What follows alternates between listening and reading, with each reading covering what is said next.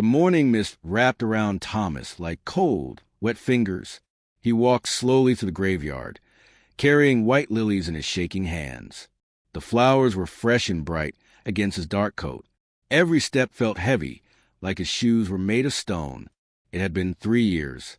3 long, painful years since he buried his son. Thomas came here every week, rain or shine. He would sit by the small grave, talk to the stone that had his boy's name carved into it, and cry until he had no tears left. The other graves around him had families too, people who missed someone, people who hurt just like him.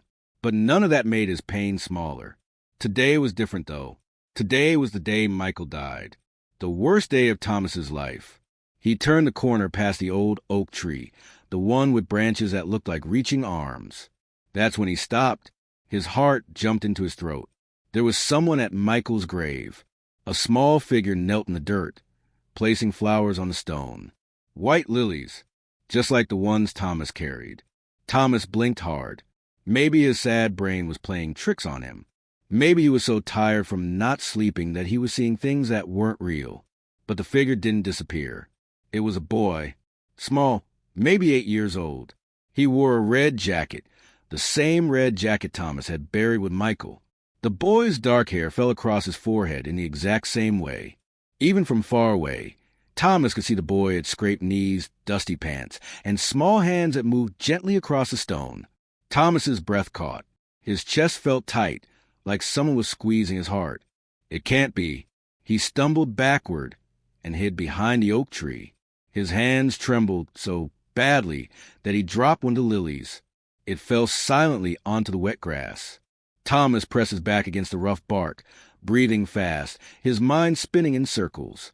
This isn't possible. Michael is dead. I held him when he took his last breath. I watched him lower his casket into ground. This can't be real. But Thomas had to look again. Slowly, carefully, he peeked around the tree. The boy was still there, kneeling in the dirt like he belonged. The morning sun broke through the clouds for just a moment, and Thomas saw the boy's face clearly. His breath stopped completely. It was Michael's face. The same soft cheeks, the same small nose, the same gentle eyes that used to light up when Thomas came home from work. Thomas's mind flew backward in time, pulled by memories he tried so hard to forget. The hospital room, white walls, beeping machines. Michael lying so small in that big bed, his skin pale as paper. The doctors shaking their heads, saying there was nothing more they could do. "Dad," Michael had whispered, his voice weak and thin. "Will you still visit me, even when I'm gone?" Thomas had grabbed his son's small hand, tears streaming down his face. "Every single day, buddy, every single day. I promise I'll never leave you alone." And then Michael smiled, that beautiful, brave smile. "Good, because I don't want you to be sad forever, Dad. Promise me you'll be happy again someday." Thomas couldn't promise that. He just held his son tighter, wishing he could pour all his life into that small body, wishing he could trade places, wishing for anything except what was coming. And then Michael closed his eyes and didn't open them again. Thomas shook his head, forcing himself back to now, back to this impossible moment in the graveyard. Tears ran down his face, hot and fast. The boy at the grave stood up slowly. He brushed the dirt from his knees. He touched the gravestone gently, like he was patting someone's shoulder. And then he started to turn around. Thomas pressed harder against the tree, his heart hammering so loud he was sure the whole graveyard could hear it. He wanted to run. He wanted to scream. He wanted to rush forward and grab the boy and never let go. But fear froze him in place. What if he moved and the boy disappeared? What if this was a dream and he would wake up alone in his empty house? What if his grief had finally broken his mind completely? The boy turned fully now, facing Thomas's direction. The morning light touched his face, and there was no doubt anymore, no question, no maybe. It was Michael, the same everything. The same way he stood with one foot turned slightly inward. The same way he tilted his head when he was thinking. The same small smile that used to make Thomas's whole world bright. Thomas's legs felt weak. He gripped the tree bark so hard his fingers hurt. His lilies fell from his other hand, scattering on the ground like white stars. How? How is this possible? The boy, Michael, looked right at the tree where Thomas hid. For a long, impossible moment, their eyes met across the misty graveyard. And then Michael smiled. Not a sad smile, not a ghost smile. A real, warm, living smile that crinkled his eyes just the way Thomas remembered. Michael took a step forward, then another. He walked toward the oak tree, toward Thomas, moving like a real boy, like someone solid and true and here. Thomas couldn't move, couldn't breathe, couldn't think. His son, his dead son, was walking toward him. The mist swirled around Michael's feet. The morning birds stopped singing. The whole world seemed to hold its breath. Michael stopped just a few feet from the tree. He could definitely see Thomas now, see his father hiding like a scared child, see the tears on his face, see the shock and hope and terror all mixed together. And then Michael spoke. His voice came out soft and clear, cutting through the silence like a warm knife through butter. "Dad," Michael said, his small face serious and gentle, "are you still sad?" Thomas's knees buckled. He slid down the tree trunk, landing hard on the cold ground. His whole body shook. Sobs broke from his chest, deep and raw and painful. "Don't cry any more, Dad," Michael whispered, stepping closer. "Please don't cry any more." Thomas looked up at his son through blurred, wet eyes. He opened his mouth to speak, but no words came out. His brain couldn't make sense of this. His heart couldn't hold this much feeling. It was too big, too impossible, too wonderful and terrible all at once. Michael knelt down in the grass in front of his father. He was so close now that Thomas could see the freckles on his nose, could see the way his hair fell, could almost feel the warmth coming from his small body.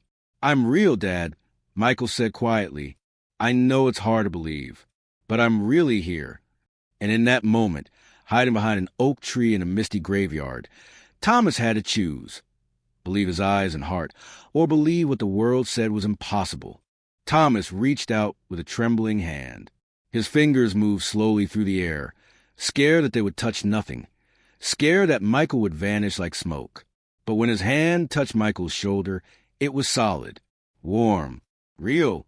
Thomas gasped and pulled his hand back like he'd touched fire. "It's okay, Dad," Michael said softly. "You can touch me. I won't disappear." This time, Thomas reached with both hands.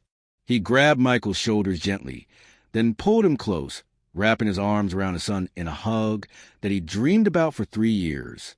Michael hugged him back, his small arms going around Thomas's neck. Thomas sobbed into his son's shoulder. The red jacket felt rough against his cheek. Michael smelled like fresh grass and flowers and something else, something clean and bright, like morning sunshine. "How?" Thomas choked out between sobs. "How are you here? I don't understand. I buried you. You were gone.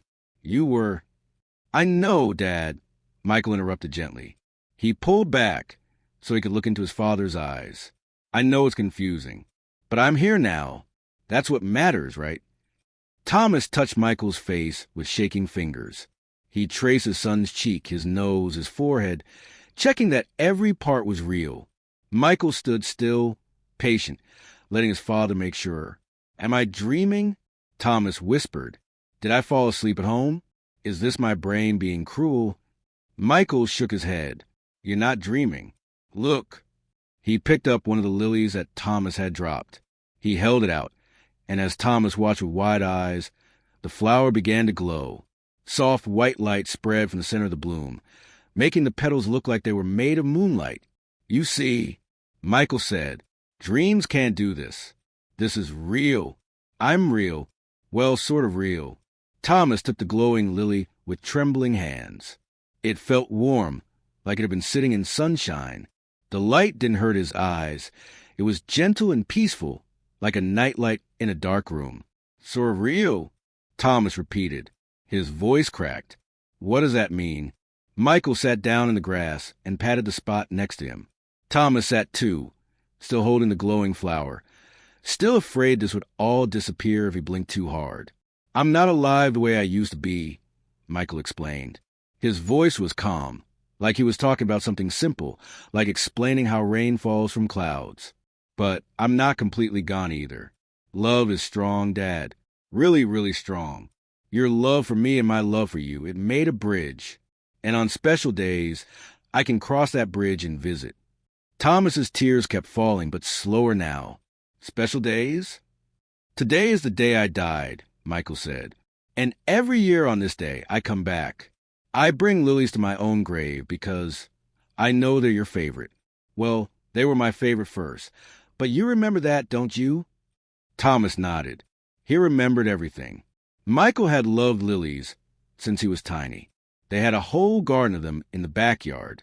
After Michael died, Thomas couldn't look at them. He pulled them all out, every single one, crying the whole time. I come back to tell you something important, Michael continued. He put his small hand on top of his father's big one. I need you to stop being so sad, Dad. I need you to live again. How can I? Thomas's voice broke into pieces. You were my whole world. When you left, everything good left with you. The house is empty. My heart is empty. I'm just waiting to die so I can see you again. Michael's face grew serious, sadder than before. That's exactly why I'm here, Dad. You promised me something in the hospital. Do you remember? Thomas thought back to that terrible day. He'd promised so many things. He'd begged and promised and pleaded with God, with the universe, with anyone who would listen.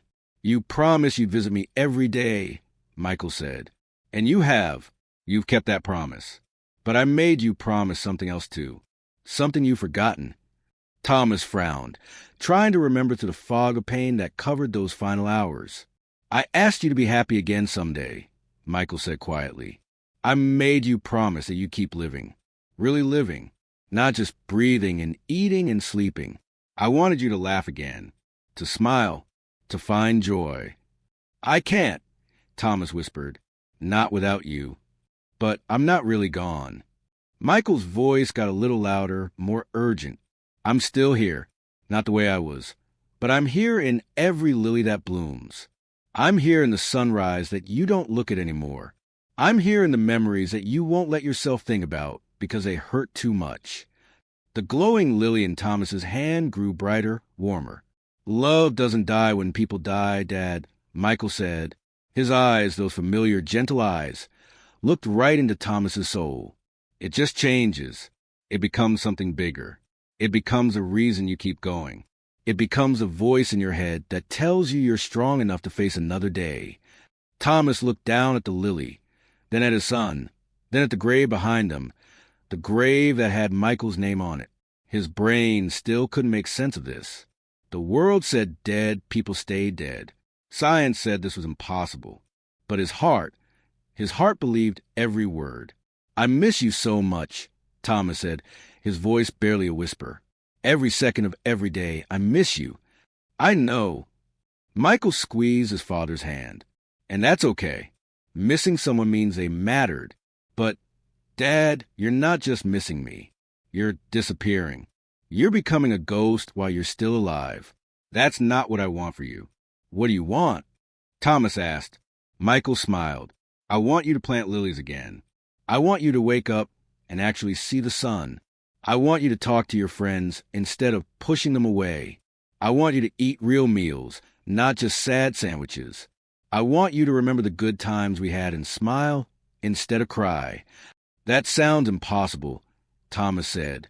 So does this, Michael said, spreading his arms wide, gesturing at himself, at the glowing lily, at this whole impossible meeting. But here we are. The sun climbed higher in the sky. The mist started to thin out, burning away in the morning light. Thomas noticed that Michael was starting to look a little less solid, a little more see-through, like he was made of glass. You're leaving, Thomas said, panic rising in his chest. You're leaving again. I have to, Michael said. I can only stay for a little while. But I'll come back next year, and the year after that, and the year after that. As long as you need me, I'll come back on this day. I'll always need you, Thomas said desperately. I know, but maybe next year you'll need me a little less. And the year after, even less than that. And someday you'll be okay again. Not happy all the time. Nobody is. But okay, strong, living the kind of life that makes me proud. Michael stood up. He was definitely more transparent now, like Thomas could see the trees through him. But his smile was still bright and real. Keep the lilies, Michael said, pointing at the glowing flowers scattered on the ground. They'll keep their light for a while. They'll remind you that I'm still here, just in a different way. Thomas scrambled to his feet. He wanted to grab Michael, to hold him, to keep him from fading. But he knew he couldn't. Some things, even love, couldn't change. I love you, Thomas said, tears streaming down his face again. I love you so much. I love you too, Dad, Michael said. His voice was getting quieter, farther away, like he was walking down a long hallway. Now, please keep your promise. Live, really live, do it for me. And then, as the sun broke fully through the clouds, Michael disappeared. The graveyard was empty again. Just Thomas, the graves, the oak tree, and a handful of glowing white lilies scattered in the grass. Thomas fell to his knees and picked up every single glowing flower. He held them close to his chest, feeling their warmth, seeing their impossible light. His son had come back. His son had spoken to him. His son had asked him to live. And Thomas, for the first time in 3 years, thought maybe he could try. Thomas sat in the grass for a long time, holding the glowing lilies. The light from the flowers slowly faded as the sun climbed higher, but the warmth stayed. Even when they looked like normal flowers again, they still felt special in his hands. He didn't know how long he sat there. Minutes? Hours? Time felt strange and slow, like honey dripping from a spoon. "Excuse me, dear." Thomas jumped. He looked up and saw an old woman standing nearby. She wore a purple coat and held a small bouquet of daisies. Her face was wrinkled and kind, with eyes that looked like they'd seen many things. "I'm sorry to bother you," she said gently, "but I saw the boy." Thomas's heart started beating fast again. "You saw him? You saw Michael?" The old woman nodded slowly. She walked closer and sat down on a nearby bench, her old knees creaking. "I come here every week to visit my husband. He's been gone 20 years now. And every year on this exact day, I see that boy, the one in the red jacket. You've seen him before?" Thomas stood up, clutching the lilies. "Other years."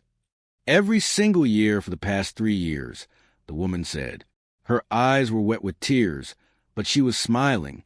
"At first, I thought I was going crazy. Old age playing tricks on me. But the boy is always the same. Always bringing lilies. Always so gentle and kind. And then he disappears when the sun gets high." Thomas felt something break open in his chest. Not a bad breaking, but like a door opening, letting light into a dark room. "So it's real. It really happened. You saw him too." "As real as you and me sitting here," the woman said. She reached into her coat pocket and pulled out a piece of paper. "I wrote about it in my diary. I wanted to remember every detail.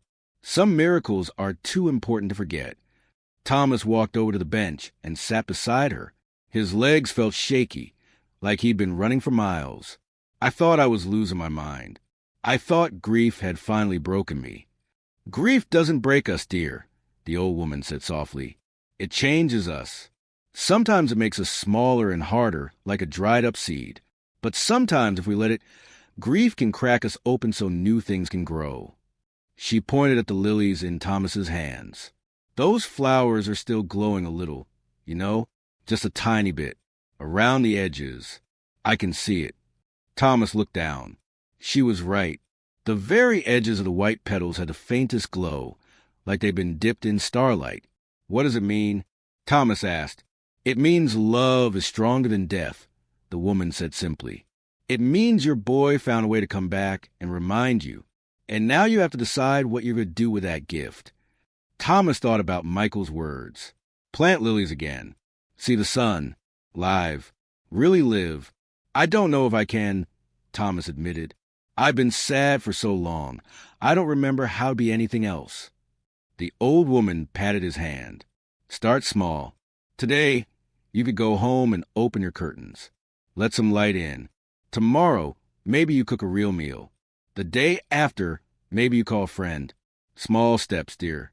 That's how you climb out of the dark, one small step at a time. She stood up slowly, her knees creaking again.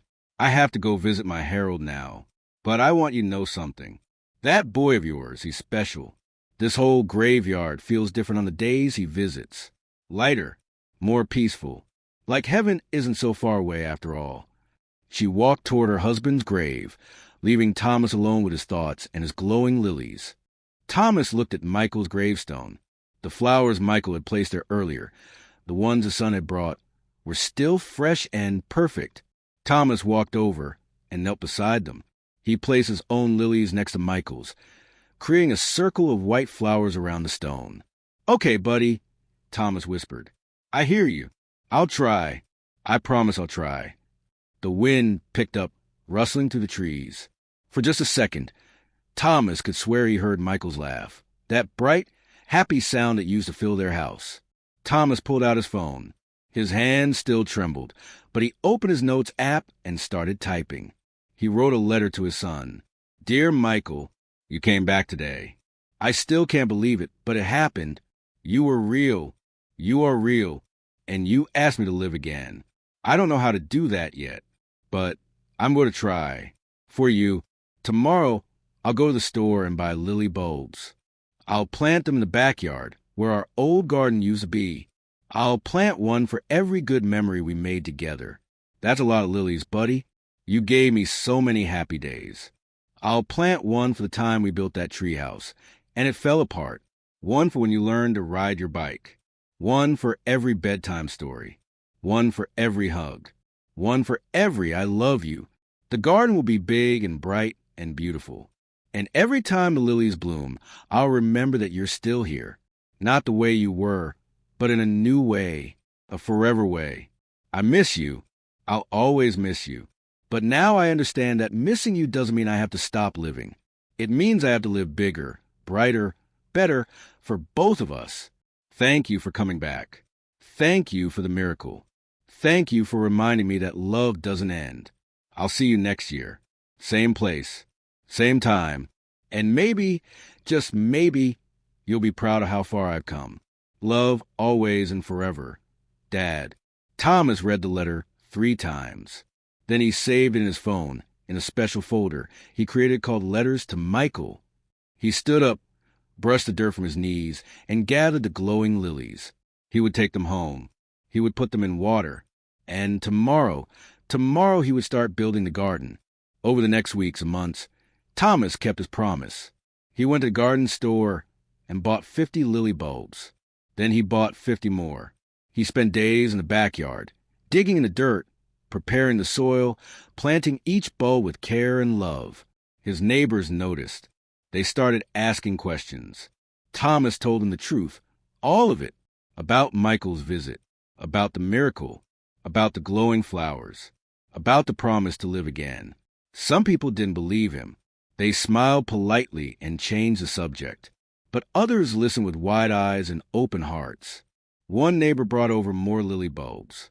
Another helped him build a small fence around the garden. A third brought seeds for other flowers, roses, daisies, tulips. "Let's make it a rainbow," she said. "A garden so beautiful that anyone who sees it feels hope." And that's exactly what they did. The word spread through the town. Did you hear about Thomas? About his son? About the miracle in the graveyard? People started visiting Michael's grave, not because they were sad, but because they wanted to feel close to something magical. They brought their own flowers. They sat on the grass and thought about the people they'd lost. And somehow, the graveyard stopped feeling like a place of endings. It started feeling like a place where love continued. The old woman in the purple coat came by Thomas's house one afternoon. "I knew you could do it," she said, looking at his blooming garden. "Look at all this life you created." Thomas smiled, a real smile, the kind he hadn't felt on his face in years. "It's not just me. Michael helped. He showed me the way." "That's what children do," the old woman said. "They teach us how to love bigger than we thought possible." 1 year later, Thomas walked back to the graveyard on the anniversary of Michael's death. He wore clean clothes. His face looked less tired. His eyes had light in them again. He carried white lilies like always. But this time, he also carried a photo album full of pictures from his new garden. He wanted to show Michael what he'd built. The mist rolled through the graveyard, just like before. Thomas's heart beat fast with hope and nervousness. Would Michael come back? Was it real? Or had it been a one-time miracle? He rounded the corner past the old oak tree and stopped. There was Michael, kneeling by his grave, placing fresh lilies on the stone. Thomas didn't hide this time. He walked right up to his son, smiling through his tears. "Hey, buddy," Thomas said. "I kept my promise. Want to see?" Michael turned and his whole face lit up with joy. "Dad, you look so different. You look happy." "I am," Thomas said, and he realized it was true. "I'm still sad sometimes. I still miss you every day. But I'm living, really living, just like you asked." He sat down and showed Michael the photo album. Picture after picture of the blooming garden, of neighbors helping, of the graveyard filled with visitors, of life growing from loss. Michael looked at every photo, his smile getting bigger and bigger. "Dad, it's perfect.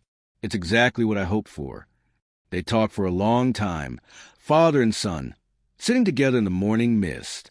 They talked about memories and dreams, and all the love that never dies. And when the sun rose high and Michael began to fade, Thomas didn't cry. He smiled. "See you next year, buddy," Thomas said. "See you next year, Dad," Michael replied. "Keep planting, keep living, keep loving." And then he was gone. But Thomas wasn't sad, because he understood now. Michael wasn't really gone. He was in every lily that bloomed. He was in every sunrise. He was in every act of kindness, every moment of joy, every choice to keep going even when things were hard. Love doesn't end. It just changes form. It becomes a garden where memories grow. It becomes the reason we wake up and try again. It becomes the light that guides us home. Thomas picked up his lilies and placed them on the grave, creating a beautiful circle of white flowers. Then he walked back to the graveyard, past the old oak tree, toward his life, a life filled with purpose, hope, and endless love. Behind him, the lilies began to glow. If this story touched your heart, please share it with someone who needs hope today. And don't forget to subscribe for more stories about love, miracles, and the power of never giving up. Sometimes the best way to honor those we've lost is to live the most beautiful life we can for them and for ourselves.